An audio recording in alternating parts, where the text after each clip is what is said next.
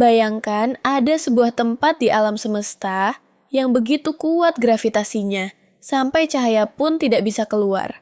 Bukan planet, bukan bintang, bukan lubang kosong biasa. Tapi sebuah wilayah ruang waktu yang begitu ekstrem, sampai semua hal yang terlalu dekat akan masuk ke titik tanpa jalan kembali. Itulah black hole. Dan menariknya, black hole bukan sekadar objek gelap yang menyedot apapun di sekitarnya seperti vacuum cleaner kosmik.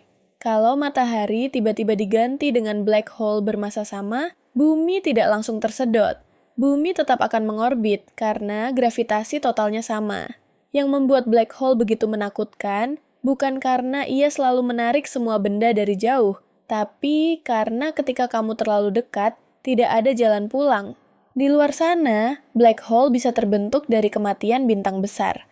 Ketika sebuah bintang sangat masif kehabisan bahan bakar, tekanan dari dalam tidak lagi cukup untuk menahan gravitasi. Intinya runtuh. Materi terkompresi luar biasa padat. Dan jika kondisinya cukup ekstrem, terbentuklah black hole. Tapi ada juga black hole supermasif yang hidup di pusat galaksi. Di pusat galaksi kita, Bima Sakti, ada Sagittarius A, black hole supermasif dengan massa jutaan kali massa matahari. Sementara di galaksi M87, ada M47, black hole supermasif yang jauh lebih besar dan menjadi black hole pertama yang pernah berhasil dicitrakan manusia. Tapi, kalau black hole tidak memancarkan cahaya, bagaimana kita bisa melihatnya? Jawabannya, kita tidak melihat black hole secara langsung. Kita melihat efeknya. Kita melihat gas superpanas yang berputar di sekitarnya. Kita melihat bintang-bintang yang mengorbit sesuatu yang tidak terlihat. Kita melihat cahaya yang melengkung. Kita melihat energi yang muncul dari materi yang hampir jatuh ke dalamnya. Cincin terang di sekitar black hole bukan permukaan black hole.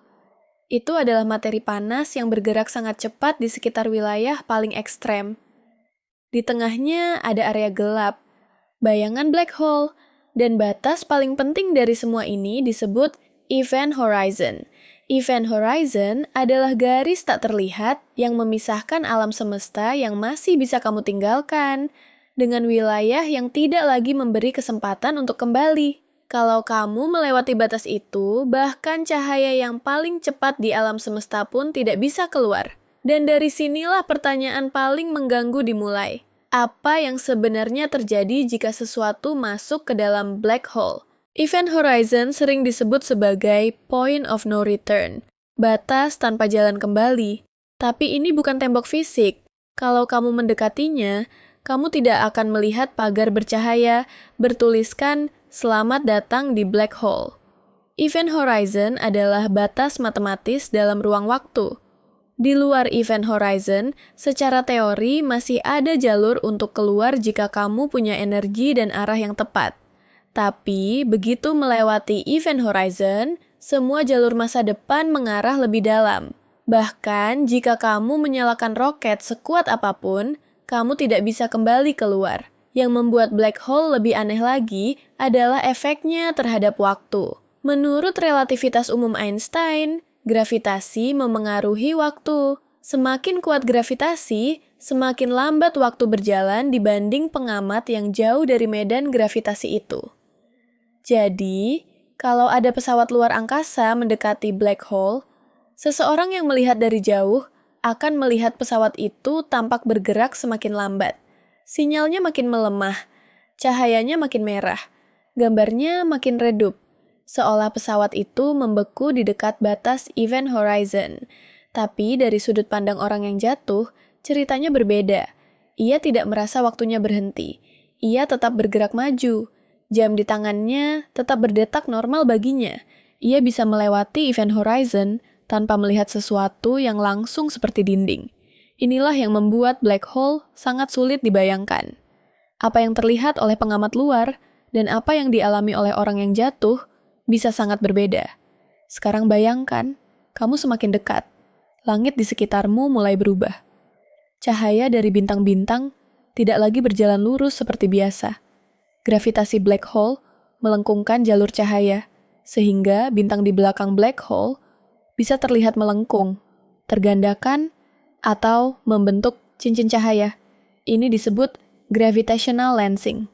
Alam semesta di sekitarmu seperti berubah menjadi kaca pembesar raksasa yang bengkok.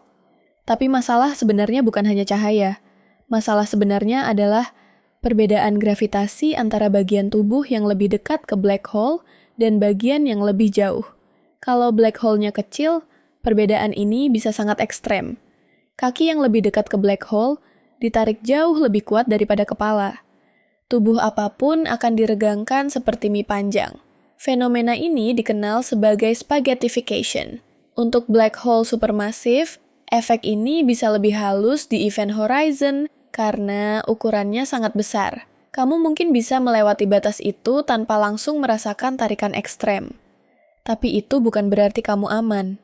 Karena setelah event horizon, arah menuju pusat black hole bukan lagi sekadar pilihan. Itu menjadi masa depanmu. Dan di pusat itulah, teori fisika memberi kita kata yang terdengar sederhana, tapi penuh misteri. Singularitas.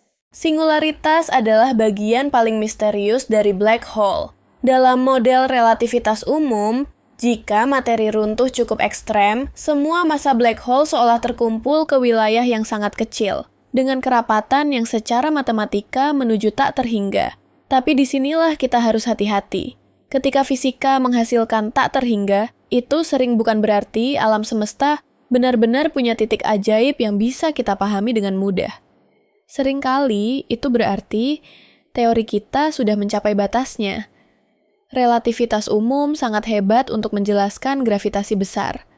Planet, bintang, galaksi, orbit, dan black hole. Tapi di skala sangat kecil, dunia diatur oleh mekanika kuantum. Masalahnya, singularitas adalah tempat dua dunia ini bertabrakan. Gravitasi sangat ekstrem, ukuran sangat kecil, energi sangat besar. Dan teori yang kita punya belum sepenuhnya menyatu. Itulah kenapa banyak ilmuwan percaya bahwa untuk benar-benar memahami dalam black hole, kita membutuhkan teori quantum gravity, teori yang bisa menyatukan relativitas umum dan mekanika kuantum. Sampai saat ini, itu masih salah satu tantangan terbesar dalam fisika modern. Lalu muncul pertanyaan yang lebih aneh. Kalau semua yang masuk ke black hole tidak bisa keluar, apakah informasinya hilang selamanya? Dalam fisika kuantum, informasi seharusnya tidak hilang begitu saja. Tapi, black hole tampaknya seperti menghancurkan akses ke informasi itu. Disinilah muncul black hole information paradox. Stephen Hawking pernah menunjukkan bahwa black hole tidak sepenuhnya hitam dalam cara yang kita bayangkan. Karena efek kuantum di dekat event horizon, black hole diprediksi bisa memancarkan radiasi yang sangat lemah. Ini disebut Hawking radiation. Jika black hole memancarkan energi, maka dalam waktu yang luar biasa panjang, black hole bisa kehilangan massa dan perlahan menguap. Untuk black hole besar, proses ini sangat-sangat lambat, jauh lebih lama dari usia alam semesta saat ini. Tapi secara konsep, ini mengguncang cara kita memahami black hole. Karena kalau black hole akhirnya menguap, pertanyaannya menjadi, informasi tentang semua benda yang pernah jatuh ke dalamnya kemana? Apakah informasi itu benar-benar hilang? Apakah tersimpan di event horizon? Apakah keluar kembali dalam bentuk yang sangat kacau? Atau apakah konsep ruang dan waktu kita memang belum lengkap? Inilah alasan black hole bukan hanya objek astronomi. Black hole adalah laboratorium ekstrem untuk menguji hukum alam. Ia memaksa kita bertanya tentang gravitasi, waktu, kuantum, informasi, dan batas pengetahuan manusia. Dan dalam beberapa tahun terakhir, manusia mulai semakin dekat untuk mengamati area di sekitar black hole dengan cara yang dulu terasa mustahil. Kita tidak bisa masuk ke dalamnya, tapi kita mulai bisa melihat bayangannya. Dan dari bayangan itu, kita belajar sesuatu tentang alam semesta. Dulu, black hole adalah ide yang terdengar hampir seperti fiksi. Sesuatu yang muncul dari persamaan, tapi sulit dibayangkan sebagai objek nyata. Sekarang, kita hidup di era yang berbeda. Pada 2019, manusia melihat gambar pertama bayangan black hole di galaksi M47. Bukan foto seperti selfie benda langit, tapi hasil kerja teleskop radio di seluruh dunia yang digabungkan menjadi semacam teleskop sebesar bumi. Lalu pada 2022, Event Horizon Telescope merilis gambar Sagittarius A, black hole supermasif di pusat galaksi kita sendiri. Untuk pertama kalinya, manusia tidak hanya menghitung black hole. Kita mulai melihat bentuk bayangannya, dan perkembangan terbaru terus muncul. Pada 2024, gaya BH3 ditemukan sebagai black hole stellar mass terbesar yang diketahui di Bima Sakti, sekitar 33 kali massa matahari. Ia ditemukan bukan karena terlihat langsung, tapi karena pengaruh gravitasinya membuat bintang pendampingnya bergerak aneh. Ini seperti menemukan seseorang di ruangan gelap bukan karena kamu melihat orangnya, tapi karena kamu melihat kursi bergerak. Lalu pada 2026, analisis data Event Horizon Telescope memberi petunjuk baru tentang area dekat M87, termasuk kemungkinan lokasi dasar jet raksasa yang keluar dari pusat galaksi.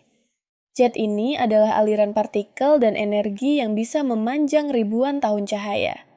Dan ironisnya, black hole yang terkenal karena tidak membiarkan cahaya keluar, justru bisa menjadi mesin yang menggerakkan fenomena paling terang dan kuat di alam semesta, lewat materi dan medan magnet di sekitarnya. Jadi, black hole bukan hanya akhir. Dalam skala kosmik, black hole juga bisa memengaruhi kelahiran bintang, evolusi galaksi, dan distribusi energi di ruang angkasa. Tapi tetap, misteri terbesarnya belum selesai. Kita belum tahu pasti apa yang terjadi di singularitas. Kita belum punya teori quantum gravity yang final. Kita belum sepenuhnya memahami information paradox. Kita belum tahu semua jenis black hole yang mungkin ada di alam semesta. Dan kita belum tahu apakah di balik Event Horizon, konsep ruang dan waktu masih bisa dipahami dengan bahasa yang kita punya hari ini. Inilah yang membuat black hole begitu menarik. Ia bukan hanya benda paling gelap di alam semesta. Ia adalah cermin bagi keterbatasan manusia. Kita bisa membangun teleskop raksasa. Kita bisa mengirim satelit. Kita bisa menulis persamaan. Kita bisa memotret bayangannya. Tapi ketika sampai pada pertanyaan, apa yang sebenarnya terjadi di dalam? Alam semesta seperti berkata, kalian belum selesai belajar, dan mungkin justru disitulah keindahannya. Black hole mengingatkan kita bahwa sains bukan hanya kumpulan jawaban. Sains juga keberanian untuk berdiri di depan misteri terbesar, lalu berkata, aku belum tahu, tapi aku ingin mencari tahu. Jadi kalau suatu hari nanti, manusia berhasil memahami apa yang benar-benar terjadi di dalam black hole, mungkin yang berubah bukan hanya astronomi. Yang berubah adalah cara kita memahami realitas itu sendiri. Waktu, ruang, materi, informasi, dan batas antara yang bisa diketahui dengan yang masih tersembunyi di balik gelap. Karena mungkin, di tempat yang paling gelap di alam semesta, tersimpan jawaban paling terang tentang cara kerja semesta.